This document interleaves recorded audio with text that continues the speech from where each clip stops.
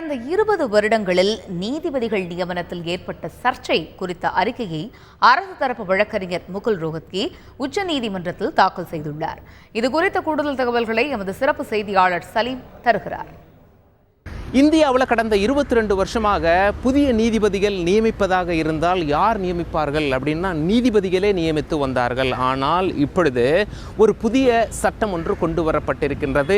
இந்திய அரசியல் சாசனத்திலும் திருத்தம் செய்யப்பட்டுள்ளது. இதன் மூலயமாக நீதிபதிகளோட நியமனத்தில் நீதிபதிகள் இருப்பாங்க, ஆளும் கட்சியும் இருப்பாங்க, எதிர்கட்சியும் இருப்பார்கள். இதை தான் NJAC அப்படின்னு சொல்கிறாங்க, தேசிய நீதிபதிகள் நியமன ஆணையம் அப்படின்னு சொல்லிட்டு இந்த மசோதா லோக்சபாவில் ராஜ்யசபாவில் நிறைவேற்றப்பட்டு மாநிலங்கள் ஒப்புதல் கொடுத்து ஜனாதிபதி கையெழுத்திட்டு சட்டமாக வந்துவிட்டது. ஆக இனிமேல் ஆளும் கட்சி மற்றும் எதிர்கட்சியினுடைய பங்கும் நீதிபதிகளோடு சேர்ந்திருக்கும். புதிய நீதிபதிகள் நியமிக்கிறதில்ல. ஆனால் இதற்கு எதிர்ப்பு தெரிவித்து உச்சநீதிமன்றத்தில் வழக்கு போடப்பட்டுள்ளது. இப்பொழுது இந்த வழக்கை விசாரிக்கும் உச்சநீதிமன்ற நீதிபதிகள் அரசு தரப்பு வழக்கறிஞர்கிட்ட என்ன கேட்குறாங்க அப்படின்னா, ஏற்கனவே இருந்த சிஸ்டம் பேர் கொலீஜியம் சிஸ்டம், நீதிபதிகளை நியமித்து வந்தார்கள், இதில் என்ன குறை கண்டீர்கள், என்ன சர்ச்சை அப்படின்னு சொல்லி கேட்டிருக்காங்க. அது மட்டும் இல்லை, கடந்த 20 வருஷத்தில் என்னென்ன அப்பாயின்மெண்ட்ஸ் எல்லாம் தப்பான அப்பாயின்மெண்ட் அப்படின்னு சொல்லி நீங்கள் நினைக்கிறீங்க அப்படிங்கிற ஒரு லிஸ்ட்டை நீங்கள் சப்மிட் பண்ணுங்க அப்படின்னு சொல்லி கேட்டிருக்காங்க. அதன் அடிப்படையில்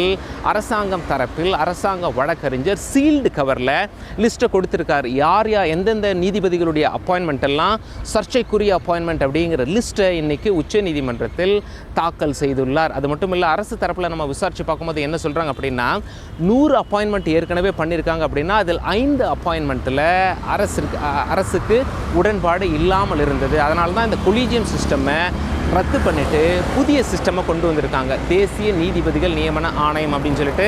ஆனால் இதற்கு எதிர்ப்பு கிளம்பியுள்ளது. இந்த வழக்கு உச்சநீதிமன்றத்தில் விசாரிக்கப்பட்டு வருகிறது.